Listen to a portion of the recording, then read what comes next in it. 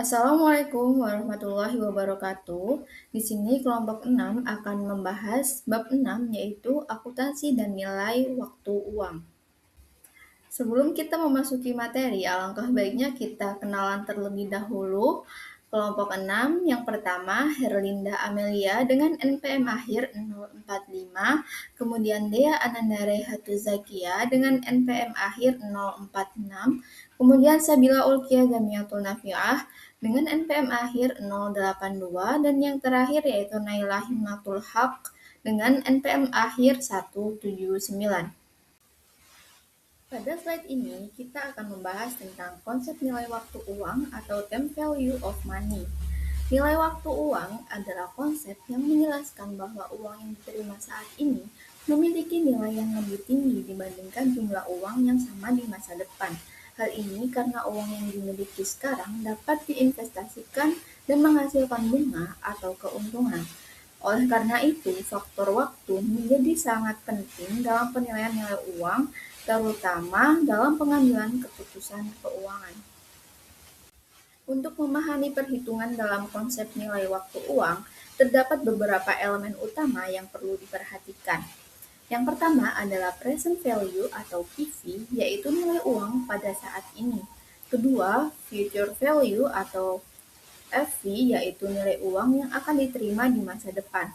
Ketiga, interest rate, yaitu tingkat bunga yang digunakan dalam perhitungan. Dan yang terakhir, number of periods, yaitu jumlah periode waktu dalam perhitungan tersebut. Konsep nilai waktu uang juga banyak digunakan dalam akuntansi dan keuangan. Misalnya, untuk menilai investasi jangka panjang, menghitung nilai wajar aset dan kewajiban, menentukan nilai sewa atau obligasi, serta membandingkan berbagai alternatif keputusan keuangan. Topik selanjutnya adalah tentang soal-soal penjumlahan tunggal. Banyak keputusan bisnis dan investasi melibatkan jumlah uang tunggal yang ada sekarang atau akan ada di masa depan. Yang dimaksud dengan nilai masa depan adalah perhitungan sejumlah uang yang akan diinvestasikan sekarang untuk sebuah periode tertentu dengan tingkat bunga tertentu. Cara menghitungnya adalah nilai sekarang dikali dengan faktor nilai masa depan. Untuk nilai sekarang adalah perhitungan sejumlah uang yang diketahui di masa depan yang akan didiskontokan untuk jumlah periode tertentu pada tingkat bunga tertentu. Eh, Cara menghitungnya adalah nilai masa depan dikalikan dengan faktor nilai sekarang. Selain penjumlahan tunggal untuk masa depan dan masa sekarang, ada juga penjumlahan tunggal lain. Dalam banyak situasi bisnis, baik nilai masa depan maupun nilai sekarang diketahui, tapi jumlah periode atau suku bunga tidak diketahui. Kedua rumus penjumlahan tunggal untuk nilai masa kini atau masa depan berlaku untuk menyelesaikan soal seperti ini. Dapat dilihat dari contoh oleh Desa Semenauk yang ingin mengumpulkan $70.000 untuk membangun monumen veteran di alun-alun kota. Pada awal tahunnya, desa menyetor $47.811 ke dalam dana peringatan yang menghasilkan bunga 10% yang dihitung secara tahunan.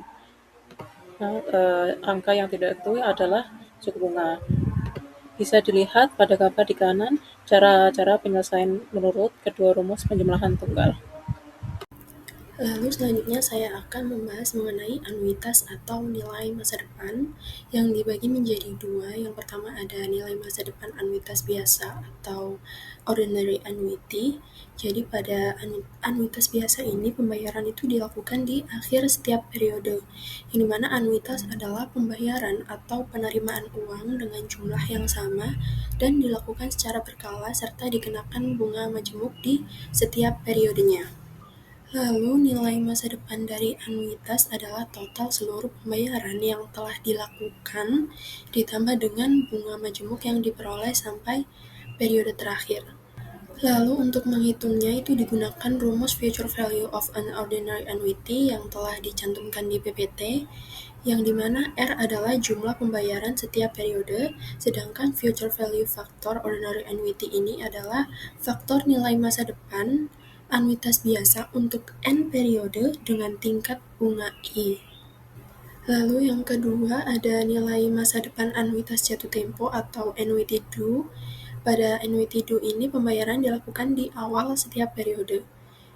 Dan karena pembayarannya dilakukan lebih awal, setiap pembayarannya akan memperoleh satu periode bunga lebih banyak dibandingkan dengan ordinary annuity.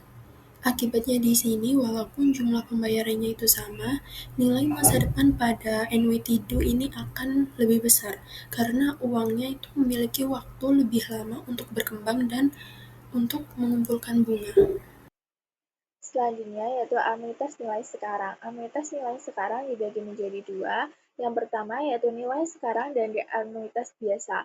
Nilai sekarang dari serangkaian pembayaran yang sama yang akan ditarik pada interval yang sama pada akhir periode adalah pengertian dari nilai sekarang dari anuitas biasa. Salah satu pendekatan untuk menentukannya adalah dengan cara menentukan nilai sekarang dari setiap pembayaran dalam rangkaian tersebut, kemudian menjumlahkan nilai sekarang dalam masing-masing pembayaran. Yang kedua yaitu nilai sekarang dari anuitas jatuh tempo. Untuk mengetahui nilai sekarang dari faktor anuitas jatuh tempo adalah dengan cara kaitkan nilai sekarang dari faktor anuitas biasa dengan ditambah suku bunga. Sekian presentasi dari kelompok kami, kurang lebihnya mohon maaf. Terima kasih. Wassalamualaikum warahmatullahi wabarakatuh.